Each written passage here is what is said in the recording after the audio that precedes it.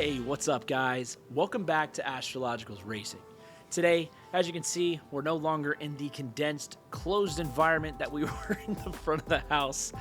We actually have a proper space to do some closer looks at some sweet hardware components. And speaking of sweet hardware components, we're actually going to be taking a closer look at Zen's Simwheels, his latest edition, which is the UNIFLEX-ELITEx. Let's talk about it. The UNIFLEX-ELITEx is Zen Simwheels' flagship. It's a universal wheel for GT to Formula racing. Starts at 1139 euros. It's premium, 300 millimeter width, and 1,465 gram design with the forged carbon fiber, which is honestly one of the most incredible features of this wheel. It's one of the things that I noticed first as soon as I pulled it out of the box was the forged carbon fiber actual plate that everything is housed in. So that's extremely commendable. It is super mean and aggressive, nice looking. And of course, the rest of the wheel, CNC aluminum for weight reduction as well. So let's meet the company mind behind it. So something that I've been doing recently, I've been getting into the habit of. I'm not just pumping out these reviews or closer looks because this looks cool or you need to buy this and I need to make commission off of it. This is not why I do this. I actually genuinely want to connect with these other brands and hear about their story. I think stories are extremely captivating. They're powerful. It separates them from who they are and what they represent. There's other competitors out there that just pump out things, pump out numbers for a profit. And I think that truthfully, there's some really passionate people about why they do it. So I asked Zen some really important questions, some permeating, think hard questions. And I did some research. So I came up with some background into history, and I just want to read it off to you guys because I think his story is actually pretty unique and it kind of connects you to the brand itself about why he does it and who he is, of course. So Zen was the company. It actually started in 2020 by Zen Metternich. He's a 21-year-old from Lozère, Netherlands, and he was obsessed with sim racing at the time, right? So Zen actually studied spatial design for 3.5 years, but with only 4 months left, he felt like he was stifled by the academic system. It was taken advantage of, maybe at the time.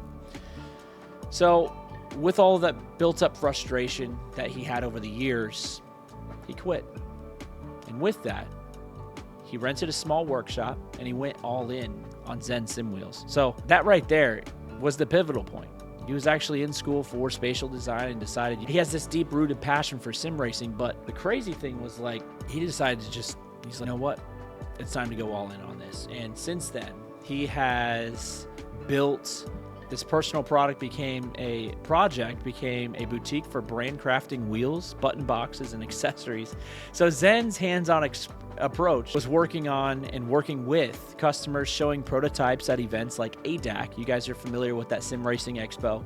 Really awesome stuff that obviously everybody knows it's global. ADAC, Sim Racing Expo. And he built a loyal community and a name for innovation. Just really awesome to see some of these backstories of these guys because he's not just some other guy trying to pump numbers. He's a young kid pumping out these high quality wheels.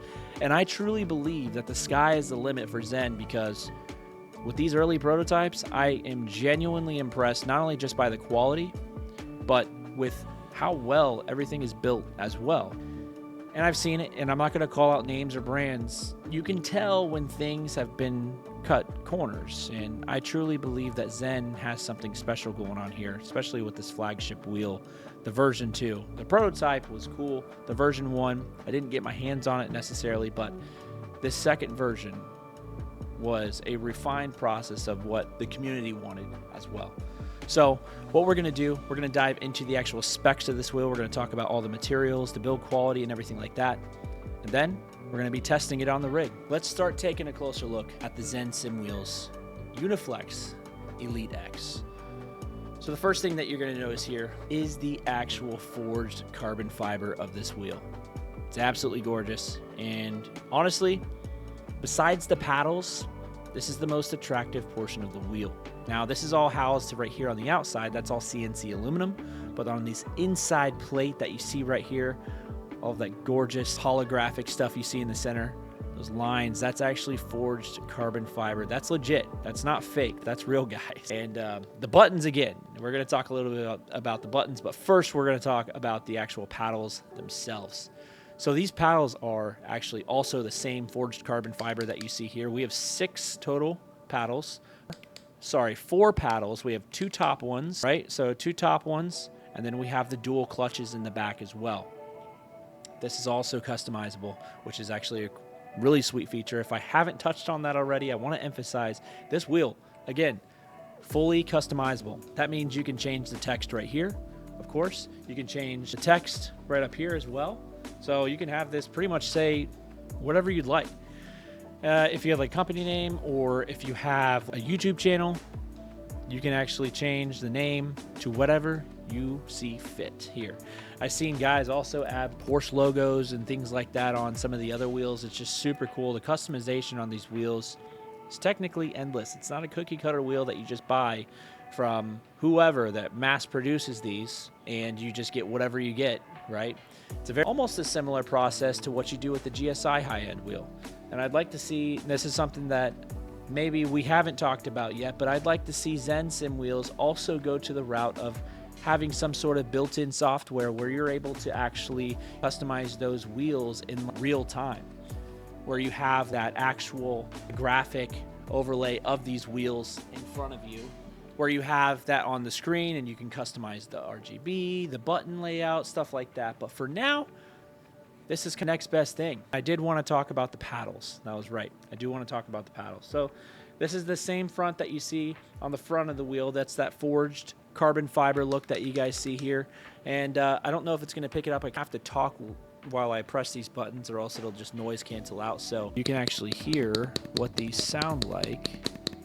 That's the middle clutch, and here's the top clutch. And these sound actually really good, very solid. And I'm kind of a connoisseur, honestly, for paddles, and very good paddles. And my measuring stick, to be honest with you, has been GSI, because that is hands down the best wheel I've ever tested. And that's the FPE V2. We're not going to talk too much about that one, but the main reason why I've been testing other wheels is see what can stack up against it. And it's not to say that there are other wheels that can't come close to it. I think that GSI is up there, especially when it comes to the paddle quality of GSI level, as well as the buttons. I'm going to say the buttons are too. They're up there with GSI level. And I told Zen this the same thing. I said, I'm not just blowing smoke up your butt, dude. I'm being honest. Feeling the two, I think that, and you can actually see it up there behind me, GSI, it's on par with quality.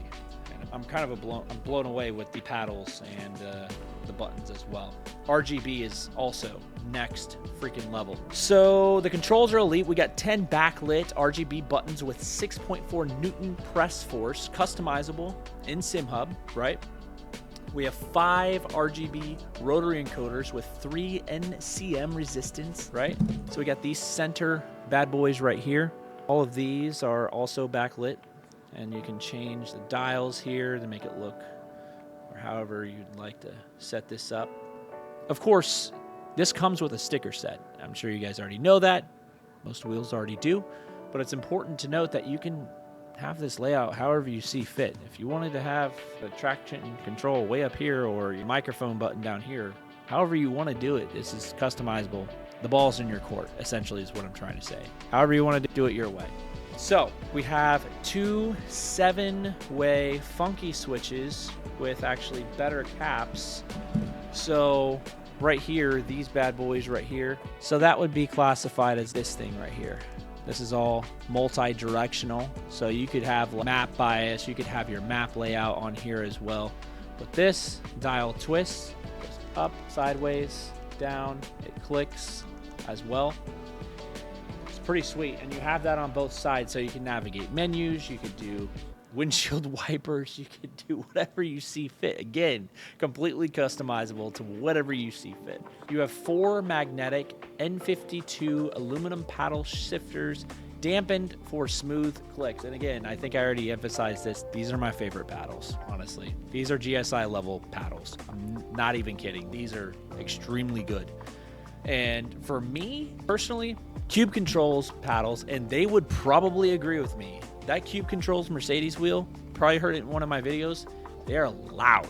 They're clicky. I actually put a black piece of tape back there to mitigate some of the clicky noise, because they're just beyond clicky, noisy, right? And this is not a bad thing. If you can mitigate some of that sound, you could probably put maybe even a piece like those you could put rubber, 3M rubber inside there, and a very thin piece of rubber would mitigate or almost completely eliminate that loud clicky noise. It's very loud. But this has dampened effects. Everything is just, it's ready to go. I've never seen paddles built this well. So if you guys take a closer look here, this is what I'm talking about. These are truly elite. We can choose single, dual, or no clutches, and 2 spring options for those actual clutches. So we have the stiff and then the medium, the soft ones. I personally, like I said, I chose the medium, the soft ones, because they felt better. I don't have a strong pinky to really press down on certain things like that. So it is what it is. And then, of course, one of the cool things about this is the 4.3 inch 800 by 480 PX display with 20 RGB LEDs for crisp telemetry RPM data. One thing to note about this screen right here, and it's not noted in my notes here, I believe that this is a 60 hertz screen and it's full HD, 60 hertz refresh rate. So it looks crispy. It looks amazing. The colors, the contrast, profiles look, I have zero complaints about this screen, and it is extremely nice. Now, versus the Elite V2, it's got lighter, sleeker housing, fancier button panels, and a new electronic board for better power management. The QR USB and 4-pin JST connector at a hint at an upcoming PTQR system. Details like the dash plate cutout and clear sticker set scream quality here. So one thing to note here, you have a pretty sweet connector type.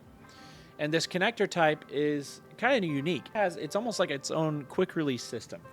And how they call this, it's an SF12 connector. It's actually really cool. It's a coiled USB. It actually connects and it almost magnetizes to the back of this housing here, and it clicks right into place seamlessly. And that's how you connect it directly to the PC. One thing to note here, and I don't know if I already said this or not, absolutely need a powered USB connector. So extension set. So you have your extensions for USBs, but they need to be properly powered. I ran into this issue first time when it was underpowered. I had too many devices on this USB powered device, or devices on this little PCB of a USB extension, and this wheel just kept cutting out. And I could probably assume some responsibility for this, but this wheel, it just kept cutting out. And I'm like, what's going on? And he's like, what kind of power connectors are you using? Blah, this and that. And I said, well, I'm just plugging it in. My GSI wheel runs the same, but I will say this. It's extremely important when you get wheels like this that have all of this RGB, high RPM gauges up here. You have so much power that's actually being ran through this wheel. It's a lot of power for this one. This is a power hungry beast. You want to make sure that you're powering it properly, or else it's going to cut in and out. You're going to have weird glitch issues. You might have loss of connection on other USB devices within that hub.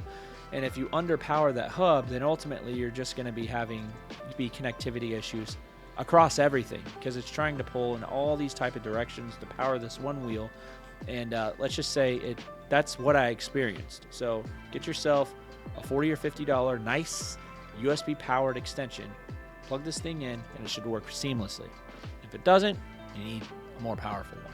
I'll drop the link below of what I personally used for this wheel, and I think that I encourage everybody to get something high powered like this, especially when you're running multiple displays like myself. Kind of ridiculous at one point. I had so many displays, it really just and so many daisy chained USB extensions that it actually got to a point to where it was almost, my computer was like, what are you doing? Stop, honestly. So I've dialed way back. I only have a couple of screens now. But for the new rig, something that eventually might get built out. I told myself, you're not going to build this out. And I've already ordered some blackout for the bottom of the screen, so it's not so obvious that you can see all the wiring and all that stuff behind it. So I've just ordered some blackout stuff in behind the monitors, so it's not like I'm looking at. I told myself, I'm not going to build this thing out. I'm not going to make it this crazy augmented experience, but I feel myself being pulled in the direction of, like, you need to make this thing better. think that's human nature. We're just making things better. Let's get back to this wheel. All of this needs to also be connected to USB 3.0. If you're not connected to the USB 3.0, you're going to have, again, issues. So connect everything USB 3.0. So on track, I tested this with iRacing. I tested this with Assetto Corsa Competizione. And for the most part, this wheel is rather light at 1,465 grams. Correct me if I'm wrong. Yes, that is correct. Got it right. It's light. It's actually lighter than the GSI wheel. And it's actually, one thing to note here before I even get too far, if I could compare this to any other wheel, this would be like, let me grab it real quick. If I could compare this to another wheel that we all know and love, it's almost like the SimMagic Neo, right? So you have this SimMagic Neo and this wheel, and they almost look similar, right? One just has a screen. Like they're very similar in attributes. And I think that obviously the Zen Simwheels obviously looks a lot better, but essentially this is just a regular GT version. You can run this on pretty much any vehicle, and this is the upgraded version of that. Now Zen does make screenless options as well. But I just thought that was kind of neat to put these side by side and look at the attributes, the layouts. They're similar. They are very similar, but it's just pretty sweet to see forged carbon fiber, all that stuff. Oops, sorry. The forged carbon fiber and all that stuff as well. So there you take a closer look at that. There you go. So if I had a comparison tool, those would be very similar in comparison. And not to get super into it, obviously, there's some major differences between the two wheels when it comes to the build quality. Zen blows it out of the water, but aesthetically looking, it's like a GT Neo on steroids, essentially. So getting back into wheel here. So on track, it's obviously a beast. I tested Assetto Corsa and iRacing from GT to Formula cars. The grips are grippy. The thumb rests are comfy. The dampen shifters click perfectly. And the button rotaries are obviously very well placed. It's ergonomically, it just feels right. It feels very good in my hand. I have no complaints. There is one thing I wanted to note. So the grips, they do take a little bit of breaking in. And by breaking in, it's just like the GSI experience that I experienced. They're slick as snot as soon as you get them, right? These are not that slick at first, but they do take a couple of weeks to break in. You can either use gloves or you don't have to. If you have gloves, I would recommend using gloves because they do have a harder material on them rather than super soft silicone. As opposed to this one, this is more of like softer silicone and this one's a little bit stiffer. That's the only difference, right? But they do take a week or two to break in, which is perfectly fine. Just keep that in mind as you're driving. They get more grippy over the course of you breaking in the wheel.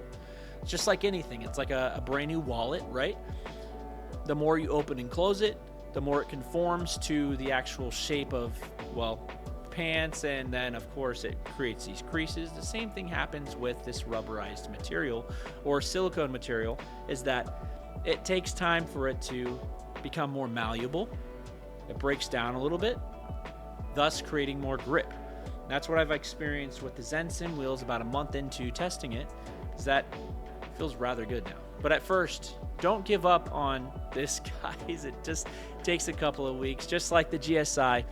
They actually have this protective layer coating on there, and it eventually falls off after just normal wear and tear use. That protective layer is almost what you would call it. Almost like a film. Right? So that film eventually wears away and it gets more grippy. Same thing with Zen's Simwheels here.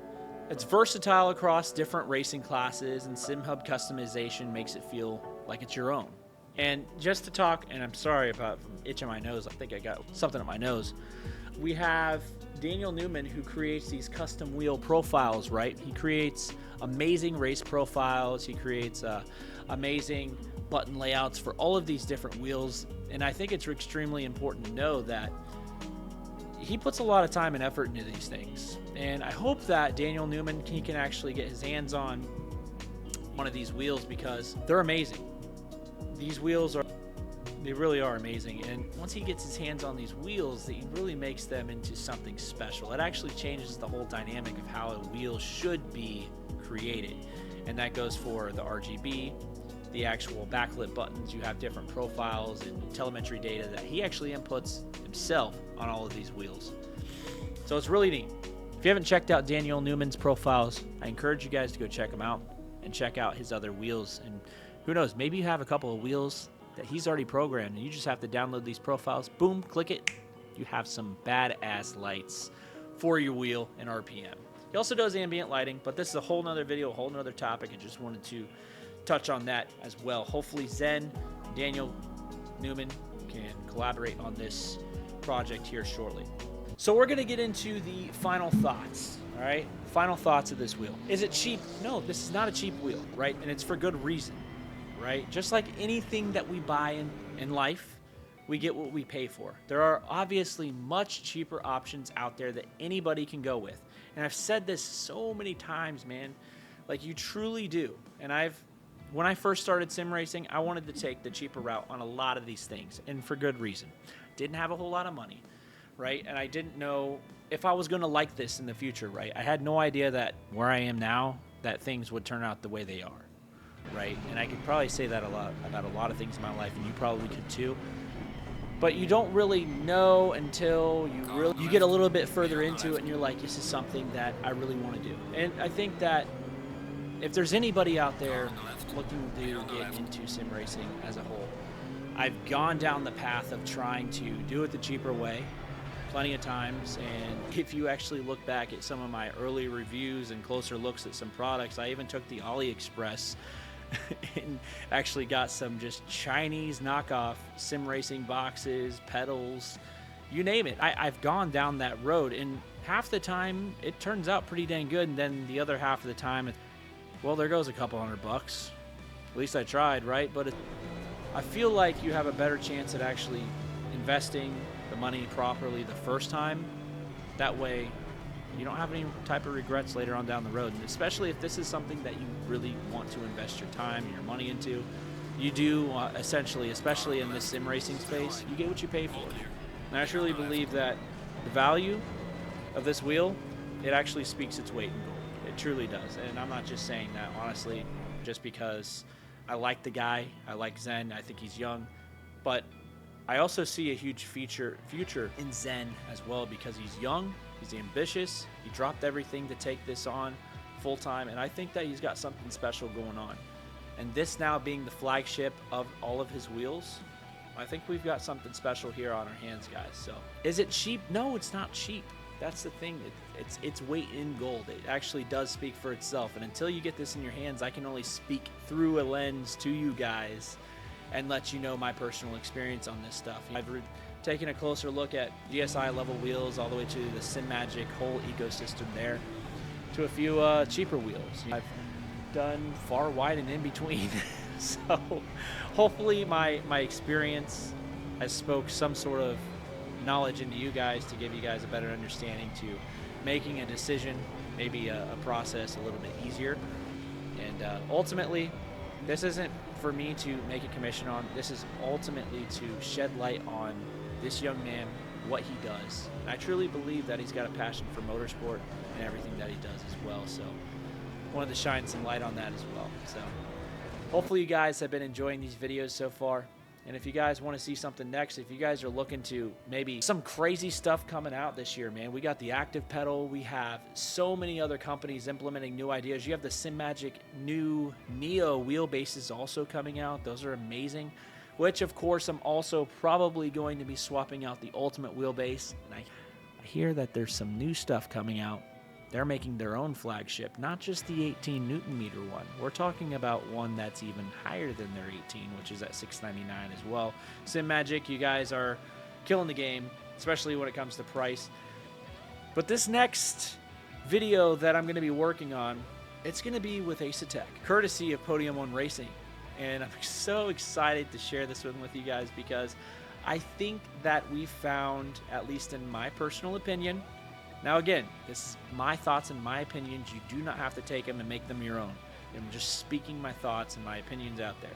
You do not, again, I repeat, you do not have to take this as a factual statement, but I truly believe, in my opinion, this is the best hands down wheelbase in the entire world. I've tested SimiCube, I've tested Fanatec, I have a SimMagic Ultimate wheelbase. Slew rate, the responsiveness, the detail of this wheelbase is absolutely insane. And I can't wait to share those thoughts with you guys here over the next couple of weeks. But with that, I will see you guys on the track.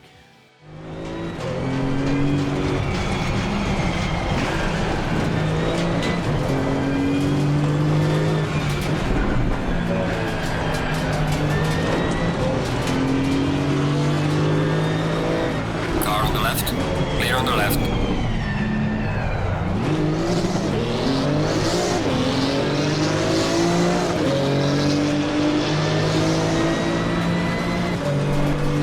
Car on the left, clear on the left.